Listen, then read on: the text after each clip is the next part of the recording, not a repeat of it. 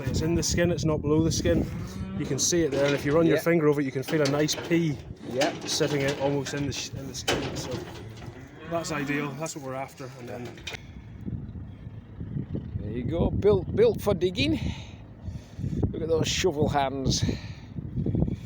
Hi guys, welcome to this week's Richard on the old John Deere.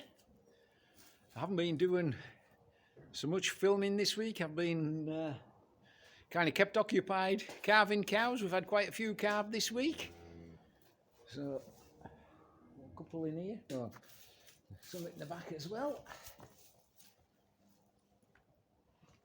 So, as I say, I haven't done much filming, but we're TB testing tomorrow. So hopefully I'll get a little bit of that filmed for you in this week's video. We'll see how we get on. We're back on a 4-year test now, so that means we just do breeding animals, which is all the cows, the bulls, and any youngsters that we might use for breeding, which is basically just the heifers, because we don't breed any of our own bulls. So that's pretty good. Just recently we were caught up in a 3-kilometre zone, because if a farm has a TB breakdown within 3 kilometres, all the farms within that 3-kilometre area have to be tested every year, and that's all the stock, not just your breeding animals. And we also, if we're in that area, we have to pre-movement test. So every animal that goes off the holding has to be tested within 60 days of that movement. So if we want to sell anything, we have to get it tested before we can move it, which wasn't really ideal. But now we can sell animals without them being the need to pre-movement test, which will save a lot of hassle. So that's excellent. If you enjoyed this week's video, don't forget to give it a thumbs up. And if you hit the subscribe button, you'll get notifications of my videos every week. If you want to leave a comment in the comment section below, that would be wonderful. That would be really great. Thank you.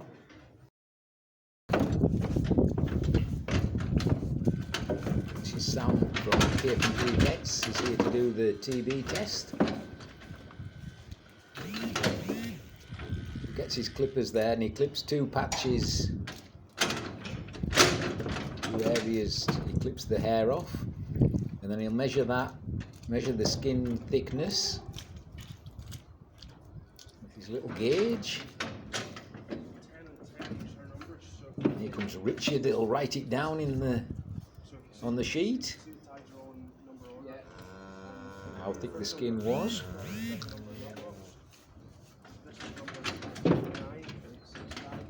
That's before the test, and then he'll inject it into the skin, one on the top, a different one on the bottom, and then we can compare the two when he comes back to test them in 3 days' time.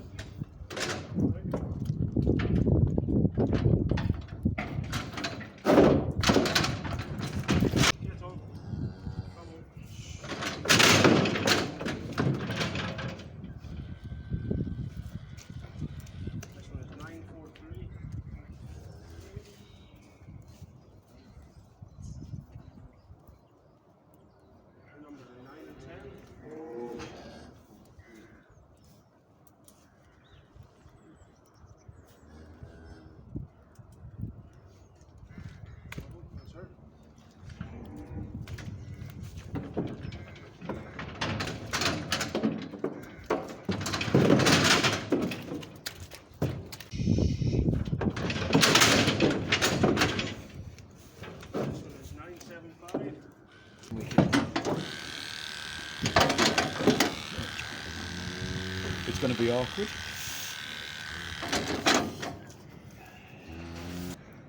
Top number is 9. Bottom number is 10. There. You can see we've got a nice lump left here. Yeah. Nice pea-shaped lump in the skin. Where it's gone into the skin. And then the same on the bottom. can see another lump there, so you can see 1 and 2. So it's one's bovine TV. So the bottom one here is bovine. Yeah. Top one is avian. Yeah. It's a comparative test between the differences in swelling. Hopefully there is no swellings in either, but yeah.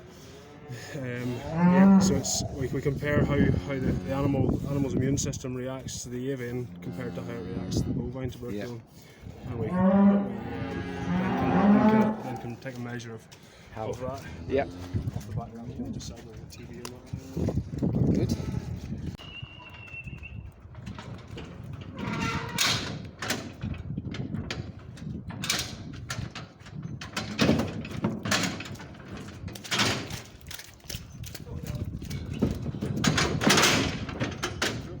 Did you get her the last number? 9 and 10, yes. Yep, lovely. This is 732.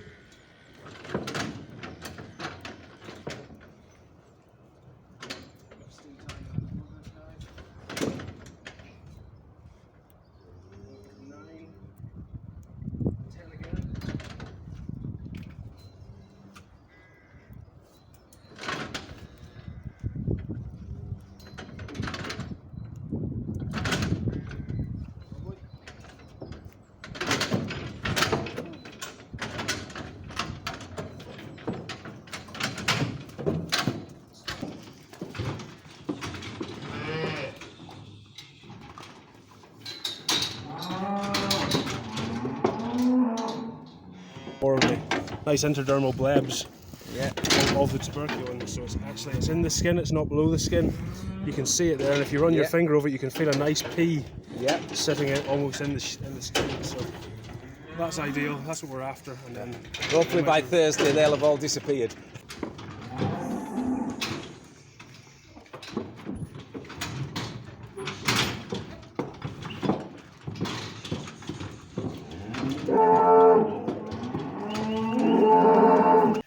Well, that's about all we've got time for this week. But before we go, I'll just let you have a look, see how my mole trapping went.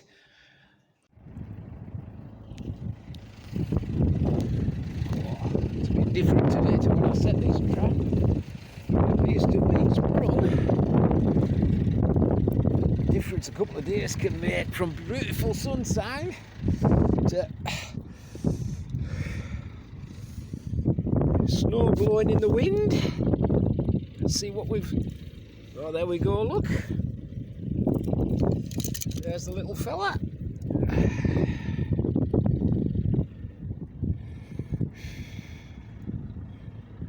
There you go, built for digging.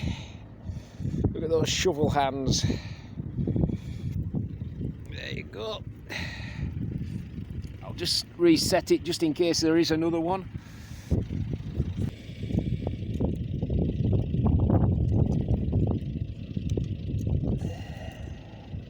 Get that into there. Pop that back onto the run. Cover it back over because we don't want any light getting in. There we go. Leave it for a couple of days just to see if there is another one. Usually they're pretty solitary, but it is getting round to breeding season, so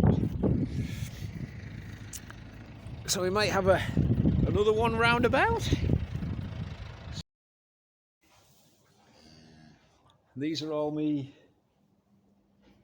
some of my new calves down here.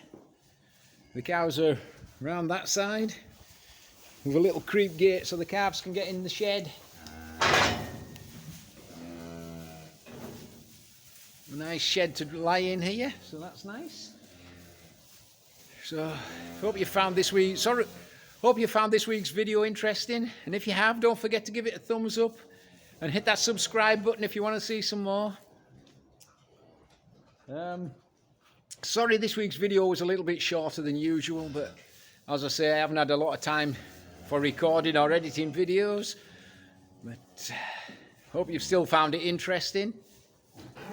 Sam will be back tomorrow to check all the cows, what we had tested. So where he injected onto the neck, he'll check the lumps, measure the skin again to make sure they're all okay, and I'll think it should all be fine. So until next week, this is Richard on the old John Deere saying bye for now. Bye you all, bye!